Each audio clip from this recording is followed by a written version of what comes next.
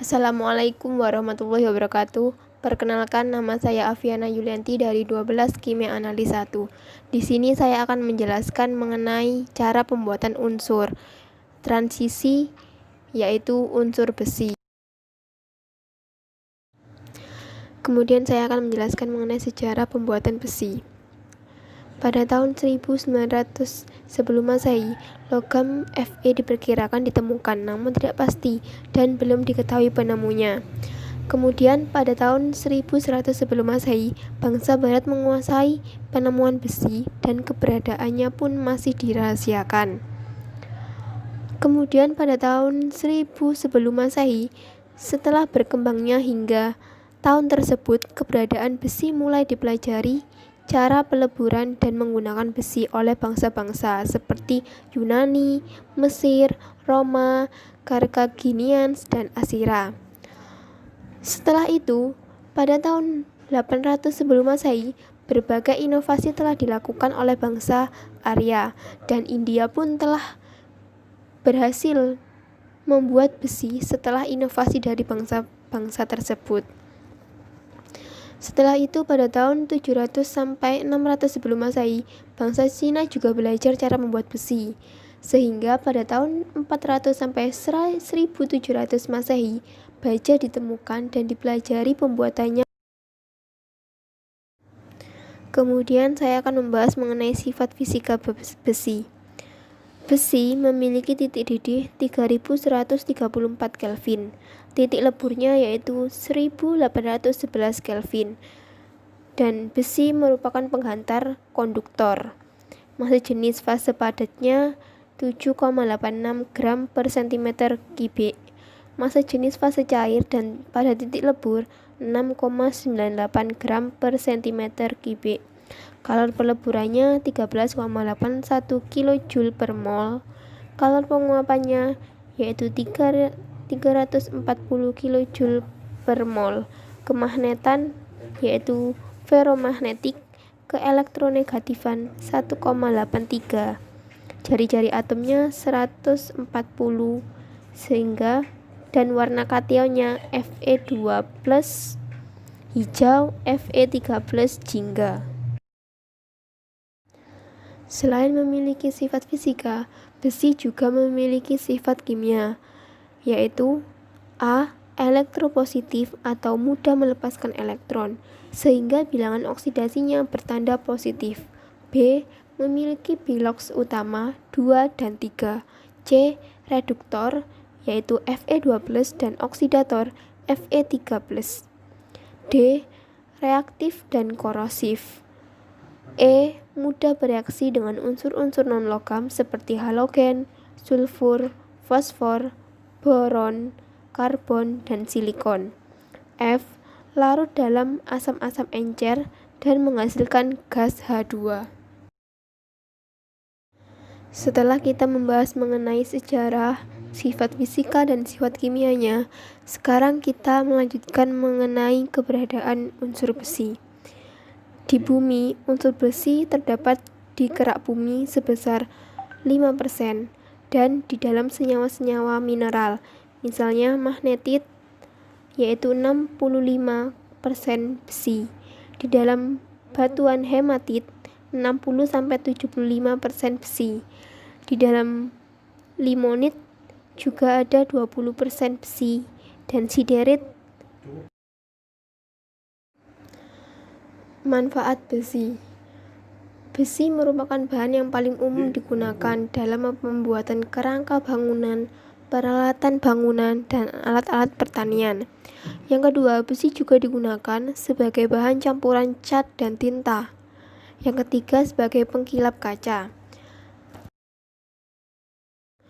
Selain memiliki manfaat, besi juga memiliki dampak negatif. Yang pertama yaitu kontaminasi dengan besi secara berlebihan dapat menyebabkan keracunan.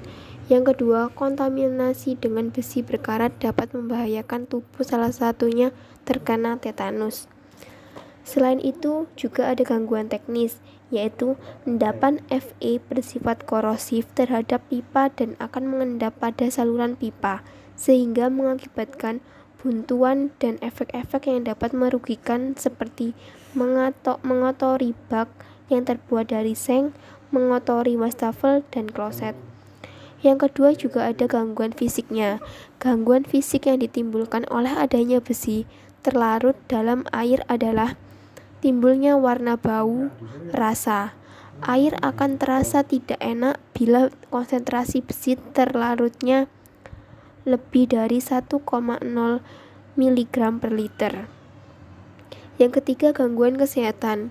Senyawa besi dalam jumlah kecil di dalam tubuh manusia berfungsi sebagai pembentuk sel-sel darah merah, di mana tubuh memerlukan 7-35 mg per hari yang sebagian diperoleh dari air. Nah, sekarang kita akan membahas mengenai pengolahan besi. Besi termasuk logam transisi yang sangat luas penggunaannya di industri.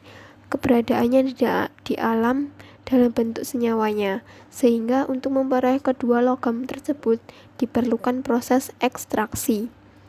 Besi diekstraksi dari biji besi yang mengandung senyawa besi, seperti hematit, limonit, magnetit, dan siderit.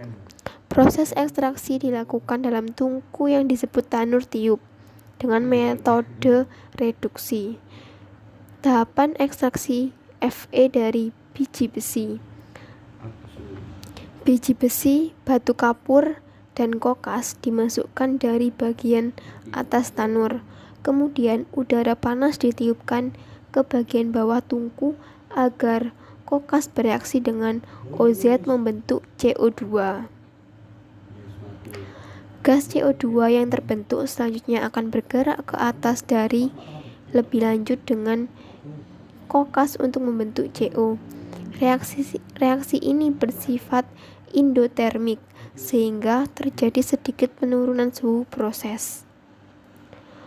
Produk reaksi yakni gas CO2 kemudian bergerak naik dan mulai mereduksi senyawa-senyawa besi pada biji besi.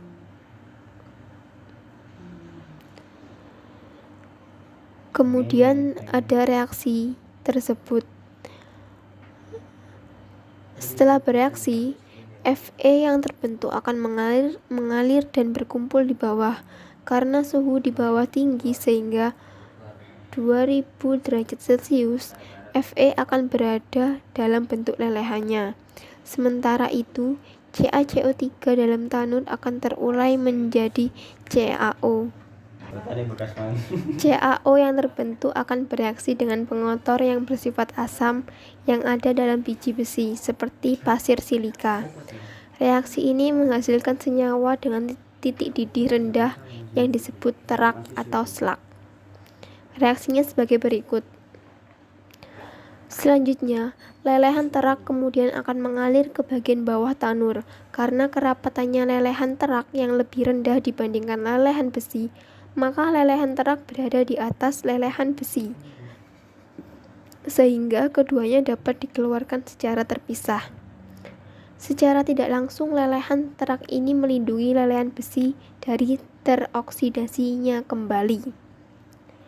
Besi yang terbentuk di dalam tanur tiup masih mengandung pengotor dan bersifat cukup rapuh. Besi ini disebut juga besi global atau pig iron. Besi global mengandung sekitar 3-4% C dan 2% Si dan sejumlah pengontor lain seperti fosfor dan sulfur. Besi global dapat dicetak langsung menjadi besi tuang atau cast iron atau diproses lebih lanjut menjadi baja, tergantung cara aplikasinya.